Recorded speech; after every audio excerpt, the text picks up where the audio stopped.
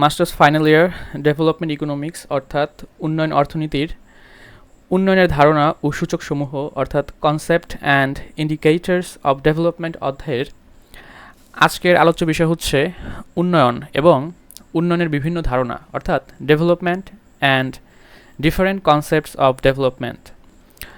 তো চলো শুরু করা যাক। প্রথমে আমরা জেনে নেব উন্নয়ন বলতে কী বোঝায়, অর্থাৎ what is meant by development. আচ্ছা, আমরা একটু পড়ি। উন্নয়ন বলতে বোঝায় একটি ব্যক্তির, সমাজের, দেশের বা অঞ্চলের সার্বিক অগ্রগতি ও পরিবর্তন যা অর্থনৈতিক, সামাজিক, রাজনৈতিক ও পরিবেশগত দিক থেকে ইতিবাচকভাবে ঘটে, অর্থাৎ পজিটিভলি ঘটে। এটি শুধু আয় বা সম্পদের বৃদ্ধি নয়, বরং জীবনের মান, শিক্ষা, স্বাস্থ্যসেবা, স্বাধীনতা, সুযোগ সুবিধা এবং সমতা বৃদ্ধির মাধ্যমে মানুষের ক্ষমতায়নকে বোঝায়। অর্থাৎ এটি শুধু আয় অর্থাৎ ইনকাম, জাতীয় আয় বৃদ্ধি পেলেই বা মানুষের সম্পদ বৃদ্ধি পেলেই বা একটি দেশের সম্পদ বৃদ্ধি পেলেই যে উন্নয়নটা হবে এটি না, বরং জীবনের মান, শিক্ষা, স্বাস্থ্যসেবা, স্বাধীনতা, সুযোগ সুবিধা এবং সমতা বৃদ্ধির মাধ্যমে মানুষের ক্ষমতায়নকে বোঝায়। কারণ কেবলমাত্র মাথাপিছু আয় বা জাতীয় আয় বৃদ্ধি একটি দেশের উন্নয়ন হতে পারে না, বরং একটি দেশে যদি মানুষের জীবনযাত্রার মান বৃদ্ধি পায়, তারপর হচ্ছে শিক্ষার মান যদি বৃদ্ধি পায়, স্বাস্থ্যসেবা যদি উন্নত হয়, তারপর হচ্ছে ফ্রিডম অফ স্পিচ অর্থাৎ স্বাধীনতা যদি বৃদ্ধি পায়, তারপর হচ্ছে সুযোগ সুবিধা এগুলো যদি বৃদ্ধি পায় এবং দিন শেষে হচ্ছে মানুষের মধ্যে যদি একটা সমতা থাকে, তাহলেই হচ্ছে যে একটি দেশকে উন্নত বলা যাবে বা একটি দেশে উন্নয়ন ঘটছে এটি বলা যাবে।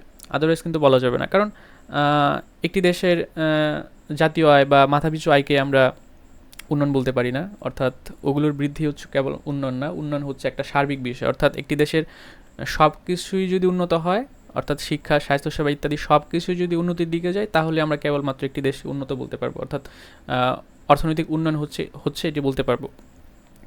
আচ্ছা, তারপরে পড়ি। অর্থাৎ উন্নয়ন কেবল একটি দেশের প্রকৃত জাতীয় আয় অর্থাৎ রিয়েল ন্যাশনাল ইনকাম কিংবা জনগণের মাথাপিছু আয় অর্থাৎ পার ক্যাপিটা ইনকাম বৃদ্ধিকে বোঝায় না, বরং একই সাথে দারিদ্র্য অর্থাৎ এই যে দারিদ্রতা এটা যদি হ্রাস পায়, তারপর হচ্ছে অসমতা এটা যদি হ্রাস পায়, বেকারত্ব যদি হ্রাস পায়, তাহলে আমরা বুঝবো যে একটি দেশ উন্নতির দিকে যাচ্ছে, অর্থাৎ অর্থনৈতিক উন্নয়ন ঘটছে। আদারওয়াইজ আমরা কখনোই বলতে পারবো না একটি দেশ উন্নতির দিকে যাচ্ছে। আচ্ছা, তো আরও সহজভাবে বলতে গেলে উন্নয়ন একটি দেশের পরিমাণগত পরিবর্তনকে বোঝায় না, গুণগত পরিবর্তনকেও বোঝায়। অর্থাৎ এই যে পরিমাণগত অর্থাৎ মাথাপিছু আয় বা দেশের প্রকৃত জাতীয় আয় এগুলোর বৃদ্ধি অর্থাৎ এগুলোর পজিটিভ পরিবর্তনকেই উন্নয়ন বলা যাবে না, গুণগত পরিবর্তনকেও বোঝায়। অর্থাৎ কেবলমাত্র পরিমাণগত জিনিসগুলো অর্থাৎ এই যে প্রকৃত জাতীয় আয়, তারপর হচ্ছে মাথাপিছু আয়, এই পরিমাণগত জিনিসগুলো যদি বৃদ্ধি পায়, তাহলে আমরা একটি দেশকে উন্নত বলতে পারবো না বা একটি দেশ উন্নতির দিকে যাচ্ছে এটি বলতে পারবো না। গুণগত দিকটিও দেখতে হবে। অর্থাৎ গুণগত দিক হচ্ছে এই যে দারিদ্রতা হ্রাস, অসমতা হ্রাস, বেকারত্ব হ্রাস, বা এই যে আমি যেটা বললাম জীবনযাত্রার মান বৃদ্ধি, শিক্ষা, স্বাস্থ্যসেবা এগুলোর বৃদ্ধি, তারপর হচ্ছে স্বাধীনতা বৃদ্ধি, সুযোগ সুবিধা বৃদ্ধি, তারপর সমতায়ন অর্থাৎ সমতা বৃদ্ধি, এগুলোর সব কিছু যদি ঘটে, তাহলে আমরা বুঝতে পারবো একটি দেশ উন্নতির দিকে যাচ্ছে। অর্থাৎ কেবলমাত্র পরিমাণগত পরিবর্তনকে বোঝায় না, গুণগত পরিবর্তনকেও বোঝায়। সংক্ষেপে বলা যায় উন্নয়ন মানে শুধু জিডিপি বৃদ্ধি নয়, অর্থাৎ জিডিপি গ্রোস ডোমেস্টিক প্রোডাক্ট এটাই নয়, এটার বৃদ্ধি নয়, বরং এমন একটি প্রক্রিয়া যার মাধ্যমে মানুষ তার সম্ভাবনাগুলোর বাস্তবায়ন করতে পারে এবং একটি মর্যাদাপূর্ণ জীবনযাপন করতে পারে। অর্থাৎ একটি মর্যাদাপূর্ণ জীবনযাপন যে দেশ মর্যাদাপূর্ণ জীবনযাপন করতে পারে বা একটি দেশের মানুষ তার এই টেকনোলজিগুলো অর্থাৎ সম্ভাবনাগুলো বাস্তবায়ন করতে পারে, সেই দেশে আসলে উন্নত। আদারওয়াইজ কিন্তু যে আমাদের বাংলাদেশ কিন্তু উন্নত না। কারণ বাংলাদেশের যদি দেখি যে আমরা প্রকৃত জাতীয় আয় বৃদ্ধি পাচ্ছে বা মাথাপিছু আয় বৃদ্ধি পাচ্ছে, এই যে মাথাপিছু আয় কিন্তু আগের তুলনায় অনেক বৃদ্ধি পাচ্ছে বাংলাদেশে, বাট বাংলাদেশ কিন্তু উন্নত দেশ না বা উন্নতির দিকে যাচ্ছে না। কেন যাচ্ছে না? কারণ এখানে স্বাস্থ্যসেবা ওইরকম উন্নত না, শিক্ষার মান এত ভালো না, তারপর হচ্ছে ফ্রিডম অফ স্পিচ নেই, তারপর বিভিন্ন সুযোগ সুবিধার অনেক ঘাটতি রয়েছে, তারপর হচ্ছে সমতা নেই। প্রত্যেক মানুষ দেখা যাচ্ছে কিছু কিছু মানুষ অনেক ইনকাম করতেছে, কিছু কিছু মানুষ দেখা যাচ্ছে যে মানে 3 বেলা খেতেও পারতেছে না। তো এরকম জিনিসটা। তো বাংলাদেশের বিচারে যদি আমি একটু বলি যে বাংলাদেশ আসলে এদিক থেকে অনেকটা পিছিয়ে আছে, এটা বলা বাহুল্য নয়। আচ্ছা, তারপর হচ্ছে আমি যদি একটু দেখি এখন উন্নয়নের বিভিন্ন ধারণাসমূহ, অর্থাৎ ডিফারেন্ট কনসেপ্টস অফ ডেভেলপমেন্ট, অর্থাৎ আমরা উন্নয়নের বিভিন্ন ধারণা সম্পর্কে এখন জানবো। আমি এখানে 3টি ধারণা লিখে রাখছি, যেমন প্রচলিত ধারণা অর্থাৎ ট্র্যাডিশনাল কনসেপ্ট, অ্যান্ড আধুনিক ধারণা অর্থাৎ মডার্ন কনসেপ্ট। তারপর হচ্ছে থার্ড নাম্বারটা হচ্ছে যে মৌলিক প্রয়োজনীয় ধারণা অর্থাৎ কনসেপ্ট অফ বেসিক নিডস। আচ্ছা, প্রথমে আমরা প্রচলিত ধারণা অর্থাৎ ট্র্যাডিশনাল কনসেপ্ট নিয়ে আলোচনা করব। ওকে, তো আলোচনা করা যাক। প্রথমে আমরা একটু পড়ি যে উন্নয়নের প্রচলিত ধারণা অর্থাৎ যে গতানুগতিক ধারণা যেটা বা প্রচলিত ধারণা সেটা হচ্ছে যে উন্নয়ন মানে একটি দেশের অর্থনৈতিক প্রবৃদ্ধি। আচ্ছা, অর্থাৎ এখানে আমি একটু হাইলাইট করি অর্থনৈতিক প্রবৃদ্ধি অর্থাৎ জাতীয় উৎপাদন। আচ্ছা, এখানে একটু হাইলাইট করি জাতীয় উৎপাদন ও মাথাপিছু আয় যত বাড়বে দেশ তত উন্নত হবে। অর্থাৎ প্রচলিত ধারণার মেইন যে জিনিসটা এটা হচ্ছে যে অর্থনৈতিক প্রবৃদ্ধি অর্থাৎ জাতীয় উৎপাদন এবং মাথাপিছু আয় যত বাড়বে দেশ তত উন্নত হবে। অর্থাৎ এখানে জাতীয় উৎপাদন এবং মাথাপিছু আয়কে গুরুত্ব দেওয়া হয়েছে। অন্যান্য যে ফ্যাক্টরগুলো যেমন দারিদ্রতা, তারপর হচ্ছে যে অসমতা, বেকারত্ব, এগুলোর উপর কোনো ফোকাস দেওয়া হয়নি এখানে। আচ্ছা, তারপরে আমরা একটু পড়ি অর্থাৎ দেশ তত উন্নত হবে এমনটাই এই বক্তব্যের এই ধারণার মূল বক্তব্য। আচ্ছা, অর্থাৎ উন্নয়ন বলতে এমন একটি প্রক্রিয়াকে বোঝায় যার মাধ্যমে দীর্ঘকালব্যাপী কোনো দেশের প্রকৃত জাতীয় আয় অব্যাহতভাবে বৃদ্ধি পেতে থাকে। অর্থাৎ এই যে জাতীয় আয়টা এটা দীর্ঘকালব্যাপী বছর পর অব্যাহতভাবে বৃদ্ধি পেতে থাকে। আচ্ছা, এখন এখানে ট্র্যাডিশনাল ধারণায় দুজন অর্থনীতিবিদের প্রফেসরের সঙ্গে এখানে লিখে রাখছে, যেমন প্রফেসর লুইসের মতে প্রতি ঘন্টা কাজের বিপরীতে যদি উৎপাদন বৃদ্ধি পায় তবে বুঝতে হবে যে অর্থনৈতিক উন্নয়ন সাধিত হচ্ছে। অর্থাৎ তার এই সংজ্ঞাটার দ্বারা আমরা কি বুঝতে পারলাম যে তিনি বলছে প্রতি ঘন্টা কাজের বিপরীতে যদি উৎপাদন বৃদ্ধি পায় তবে বুঝতে হবে যে অর্থনৈতিক উন্নয়ন সাধিত হচ্ছে। অর্থাৎ আমি যদি একটু হাইলাইট করি যে উৎপাদন বৃদ্ধি এখানে, তার মানে তিনি বোঝাতে চাইছেন এরকম যে উৎপাদন বৃদ্ধি তার মানে তিনি হচ্ছে প্রোডাক্টিভিটি অর্থাৎ উৎপাদন বৃদ্ধির দিকে হচ্ছে মনোযোগ দিয়েছেন। কারণ প্রোডাক্টিভিটি যত বাড়বে, উৎপাদন যত বৃদ্ধি পাবে, ততই হচ্ছে একটি দেশের উন্নয়ন হচ্ছে, এটি বোঝা যাবে। আচ্ছা, এখানে প্রতি ঘন্টা কাজের বিপরীতে এই কথাটার অর্থ কি? প্রতি ঘন্টা কাজের বিপরীতে যদি উৎপাদন বৃদ্ধি পায়, আচ্ছা, প্রতি ঘন্টা কাজের বিপরীতে মানে হচ্ছে যে ধরো 1 বছর আগে হচ্ছে যে ধরো প্রতি ঘন্টায় উৎপাদন বৃদ্ধি পেয়েছিল হচ্ছে যে 100 একক। এখন এই বছর হচ্ছে প্রতি ঘন্টা কাজের বিপরীতে উৎপাদন বৃদ্ধি পাচ্ছে 110 একক। অর্থাৎ গত বছর ছিল 100 একক, এখন 1 ঘন্টা কাজ করে একজন মানুষ 110 একক উৎপাদন করতে পারতেছে। তার মানে গত বছর একজন মানুষ 1 ঘন্টা কাজ করে 100 একক উৎপাদন করছে, এই বছর হচ্ছে 110 একক উৎপাদন করতে পারতেছে। তার মানে প্রতি ঘন্টা কাজের বিপরীতে উৎপাদনটা বৃদ্ধি পাচ্ছে। এটাই হচ্ছে যে এই কথাটার মূল জিনিস। যেমন হচ্ছে যে আমি যদি আরেকটা উদাহরণ দিই, যেমন ধরো একটা জুতার কারখানা, হ্যাঁ, তো জুতার কারখানায় হচ্ছে যে আগে হচ্ছে 200 জোড়া জুতা উৎপাদন করা হতো, কিন্তু এখন দেখা যাচ্ছে যে 1 ঘন্টায় 400 জোড়া জুতা উৎপাদন করা যাচ্ছে। তার মানে আগে হচ্ছে 1 ঘন্টায় 200 জোড়া জুতা উৎপাদন করা যেত, এখন হচ্ছে 1 ঘন্টায় অধিক পরিমাণ অর্থাৎ 200 এককের বেশি, 250 একক বা 400 একক বা 500 একক জুতা উৎপাদন করা যাচ্ছে। তাহলে বুঝতে হবে যে একটি দেশের অর্থনৈতিক উন্নয়ন সাধিত হচ্ছে। আচ্ছা, এখন এটি কেন হচ্ছে? আসলে এর কারণ হতে পারে যে টেকনোলজির উন্নয়ন, কারণ হচ্ছে যে একটি দেশের টেকনোলজি অনেকটা অ্যাডভান্স হয়েছে আগের থেকে। তারপর হচ্ছে যে উৎপাদকের দক্ষতা বৃদ্ধি পেয়েছে বা শ্রমিকের দক্ষতা বৃদ্ধির ফলে এটি হতে পারে। তারপর হচ্ছে যে ব্যবস্থাপনার দক্ষতা এগুলোর কারণে হতে পারে। তো এই সমস্ত কারণে হচ্ছে এই প্রতি ঘন্টা কাজের বিপরীতে উৎপাদনটা বৃদ্ধি পায় আগের তুলনায়। আচ্ছা, এখন হচ্ছে আমরা যদি দ্বিতীয় সংজ্ঞাটা পড়ি, যে প্রফেসর মায়ার অ্যান্ড বলডুইনের মতে অর্থনৈতিক উন্নয়ন হলো এমন একটি প্রক্রিয়া অর্থাৎ এমন একটি প্রসেস যার মাধ্যমে একটি দেশের প্রকৃত জাতীয় আয় দীর্ঘ সময় ধরে বৃদ্ধি পায়। অর্থাৎ এখানে প্রকৃত জাতীয় আয়কে গুরুত্ব দেওয়া হয়েছে এবং হচ্ছে যে এটি বলা হয়েছে দীর্ঘ সময় অর্থাৎ শর্ট রানে না, এটি হচ্ছে লং রানে বৃদ্ধি পায়। অর্থাৎ শর্ট রানে বৃদ্ধি পেলেই উন্নয়ন বলা যাবে না, এটি হচ্ছে যে যদি লং রানে হচ্ছে প্রকৃত জাতীয় আয়টা বৃদ্ধি পায় অর্থাৎ দীর্ঘমেয়াদে যদি বৃদ্ধি পায় তাহলেই একটি দেশ উন্নয়নের দিকে যাচ্ছে, এটি বলা যাবে। প্রফেসর মায়ার অ্যান্ড বলডুইনের মতে এটি ওনাদের ধারণা। আচ্ছা, এখন প্রচলিত ধারণার মানে আমি একটু সামারি করি যে প্রচলিত ধারণার মূল বক্তব্য হচ্ছে যে মাথাপিছু আয় বাড়বে এবং জাতীয় উৎপাদন এগুলোর বৃদ্ধি হচ্ছে উন্নয়ন, অন্য কোনো কিছু না। আচ্ছা, এখন আমরা যদি একটু আধুনিক ধারণা অর্থাৎ মডার্ন কনসেপ্টের দিকে তাকাই, তাহলে আমরা দেখতে পাবো যে আমরা একটু পড়ি, উন্নয়নের আধুনিক ধারণা অর্থনৈতিক প্রবৃদ্ধির বাইরেও মানুষের সামগ্রিক কল্যাণ, অর্থাৎ এখানে একটু হাইলাইট করি সামগ্রিক কল্যাণ, তারপর হচ্ছে জীবনমান, স্বাধীনতা ও পরিবেশগত স্থায়িত্বকেও গুরুত্ব দেয়। আচ্ছা, এখানে পরিবেশকেও গুরুত্ব দেওয়া হয়, কারণ আমরা জানি যে যেমন কিছু কিছু পরিবেশগত উপাদান আছে যেগুলো হচ্ছে যে সীমিত, অর্থাৎ একটা সময় শেষ হয়ে যাবেন, কয়লা, তারপর হচ্ছে গ্যাস, তারপর হচ্ছে যে এই যে গোল্ড, এগুলো কিন্তু পৃথিবীতে হচ্ছে সীমিত, অর্থাৎ উত্তোলন করতে করতে একসময় শেষ হয়ে যাবে। তো এই যে পরিবেশগত স্থায়িত্ব এগুলোকে, তারপর হচ্ছে যে আবার এরকম যেমন হচ্ছে একটি ফ্যাক্টরি থেকে নির্গত যে কালো ধোঁয়া, এগুলো পরিবেশের উপর কতটা বিরূপ প্রভাব ফেলবে, এই যে পরিবেশগত স্থায়িত্ব এগুলো টেকসই হচ্ছে কিনা, তারপর হচ্ছে যে একটি দেশ কতটা পরিবেশ বান্ধব উৎপাদন করতে পারতেছে, তো এগুলো এখানে স্থান পাইছে এখানে। তো আমি যদি একটু দেখি যে আধুনিক উন্নয়নের মূল দিকগুলো কি। আচ্ছা, আধুনিক উন্নয়নের মূল দিকগুলো আমি একটু যদি দেখি, প্রথম হচ্ছে মানব উন্নয়ন, অর্থাৎ আয়, শিক্ষা ও স্বাস্থ্যকে গুরুত্ব দিয়ে মানুষের সামগ্রিক কল্যাণ নিশ্চিত করা। তার মানে হচ্ছে যে মানুষের উন্নয়ন এগুলো হচ্ছে উন্নয়নের একটা জিনিস, কারণ একটি দেশে যদি মানুষের উন্নয়ন না করা হয়, অর্থাৎ একটি মানুষকে তার ইনকামের পথটা সচল করে, তারপর হচ্ছে শিক্ষার হারটা কীভাবে বাড়ানো যায়, অর্থাৎ একটা মানুষকে যদি শিক্ষা থেকে বঞ্চিত করা হয়, তাহলে কিন্তু একটা দেশ কখনো উন্নত হতে পারবে না। তাকে একটা মানুষ শিক্ষা পাচ্ছে কি না, তারপর হচ্ছে একটা মানুষ স্বাস্থ্যসেবা ঠিকমতো পাচ্ছে কি না, এগুলোর উপর গুরুত্ব দিয়ে হচ্ছে যে কল্যাণটা নিশ্চিত করা হয়, সেটা হচ্ছে মানব উন্নয়ন, অর্থাৎ মানুষের উন্নয়নের জন্য কাজ করা। অর্থাৎ একটি দেশের মানব উন্নয়ন যদি বৃদ্ধি পায়, তার মানে বুঝতে হবে যে একটি দেশ উন্নতির দিকে যাচ্ছে।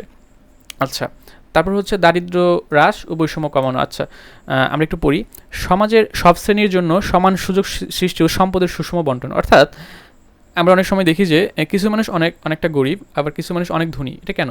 কারণ এখানে একটা বৈষম্য রয়েছে, কারণ কিছু মানুষ অনেক অ্যাডভান্টেজ নিতে পারতেছে, আবার কিছু মানুষ হচ্ছে যে সেই অ্যাডভান্টেজটা নিতে পারতেছে না একটা দেশ থেকে।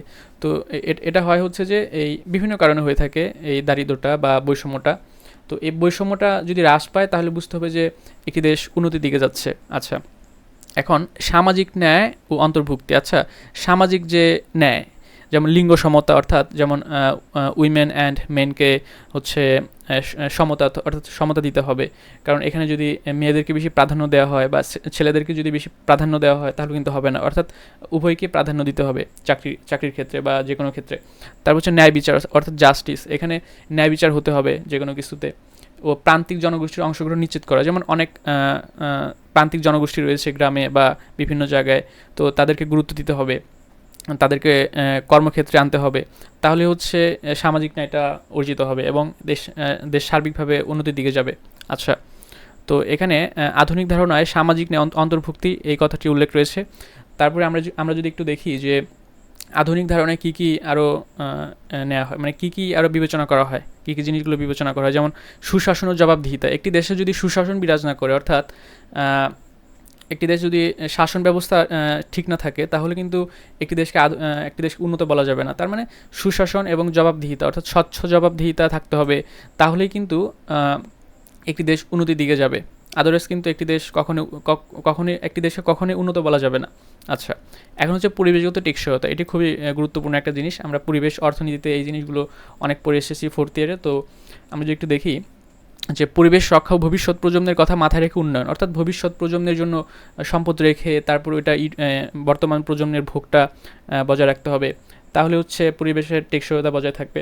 অর্থাৎ আমরা যদি একটু লাস্ট লাইনটা পড়ি যে অর্থাৎ আধুনিক ধারণা অনুযায়ী উন্নয়ন মানে শুধু জিডিপি বৃদ্ধি নয়, বরং মানুষের জীবনের গুণগত পরিবর্তন, যেখানে মানুষই উন্নয়নের কেন্দ্রবিন্দু।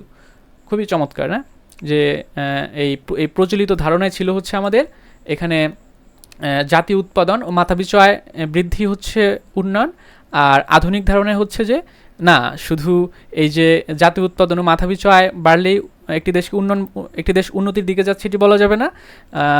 এখানে হচ্ছে মানুষের জীবনের গুণগত পরিবর্তন বা এইসব উপাদানগুলো, যেমন মানব উন্নয়ন, দারিদ্র হ্রাস, বৈষম্য হ্রাস, সামাজিক ন্যায়, তারপর হচ্ছে সুশাসন, পরিবেশগত টেকসইতা, এই সবগুলো যদি বিরাজ করে একটি দেশে তাহলে বুঝতে হবে যে একটি দেশ উন্নতির দিকে যাচ্ছে বা অর্থনৈতিক অগ্রগতি হচ্ছে।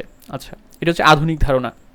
আচ্ছা, এখন আমরা একটু মৌলিক প্রয়োজনীয় ধারণা অর্থাৎ কনসেপ্ট অফ বেসিক নিডসের দিকে একটু যদি তাকাই তাহলে আমরা দেখতে পাবো যে আমরা একটু পড়ি যে মৌলিক প্রয়োজনীয় ধারণা অনুযায়ী উন্নয়নের লক্ষ্য হওয়া উচিত মানুষের ন্যূনতম চাহিদা পূরণ। অর্থাৎ এখানে মানুষের কিছু মৌলিক চাহিদাগুলো রয়েছে, যেমন খাদ্য, বস্ত্র, বাসস্থান, শিক্ষা, চিকিৎসা এবং এখন নিরাপত্তা এবং আরও অনেকগুলো রয়েছে। আমরা যদি তবে বইতে আমরা সচরাচর 5টি আগে দেখতে পেতাম, কিন্তু এখন হচ্ছে নিরাপত্তাটাও অ্যাড হয়েছে আর কি।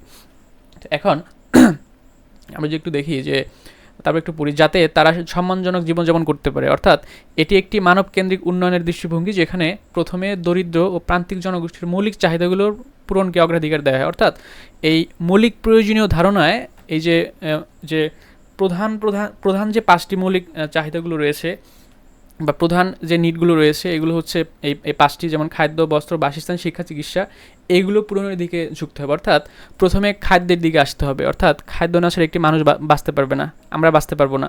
এর জন্য পর্যাপ্ত পুষ্টিকর খাদ্যের নিশ্চয়তা থাকতে হবে একটি দেশের। তারপর হচ্ছে খাদ্যের নিশ্চয়তা সৃষ্টি করার পর হচ্ছে আসে বস্ত্র। কারণ প্রথমে বস্ত্র না, কারণ হচ্ছে যে প্রথমে তো বস্ত্র পেলে সে না খেয়ে মরবে, তো প্রথমে খাদ্যের সংস্থান করতে হবে, তারপরে তাকে বস্ত্রের সংস্থান করতে হবে।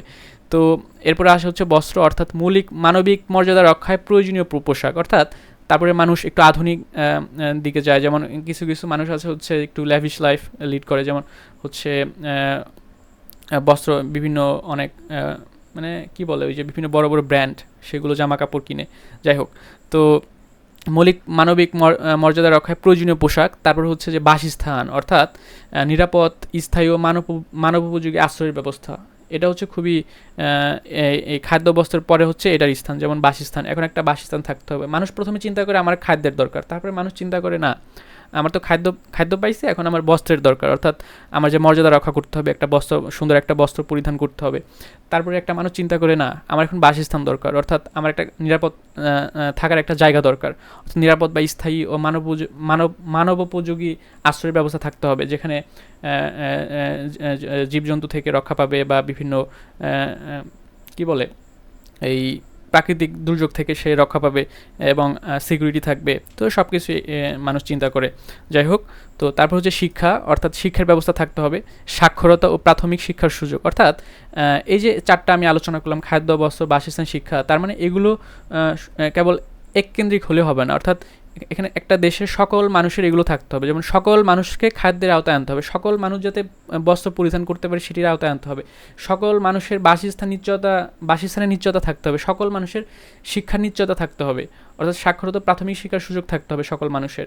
তারপর হচ্ছে চিকিৎসা। এখন মানুষ এই 4টা কিছু পূরণ হয়ে গেলে তারপর মানুষ আছে চিকিৎসার দিকে, অর্থাৎ তারপর মানুষের অনেক রোগ হয় শরীরে, বিভিন্ন অসুবিধা সৃষ্টি হয় শরীরে, তো সেগুলো হাত থেকে বাঁচার জন্য মানুষ চিকিৎসার আশ্রয় নেয় এরপরে, অর্থাৎ প্রাথমিক স্বাস্থ্যসেবা ও রোগ প্রতিরোধের ব্যবস্থা। কারণ এটি এখন দরকার, কারণ এখন বিভিন্ন কারণে অনেক রোগ হয়, কারণ বিজ্ঞানের যুগ, আধুনিক যুগ, তো এসব কারণে এখন অনেক রোগ ব্যাধির সৃষ্টি হয়।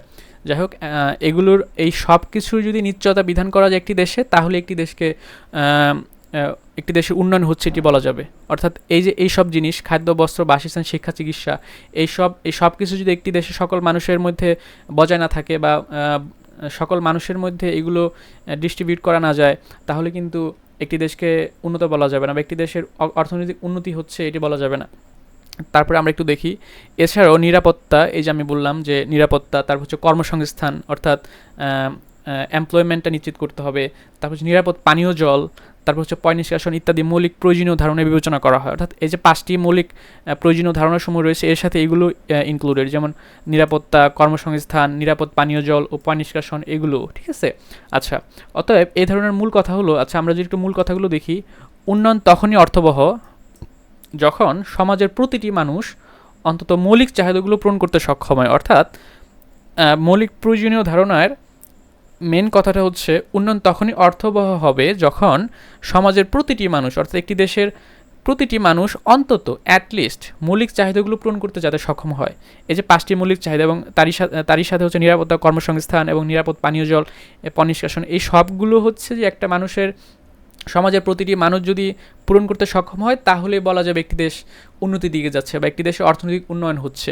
কেবলমাত্র ওই যে প্রচলিত ধারণা, এই যে জাতীয় উৎপাদন মাথাপিছু আয় বাড়াকেই অর্থনৈতিক উন্নয়ন বলা যাবে না।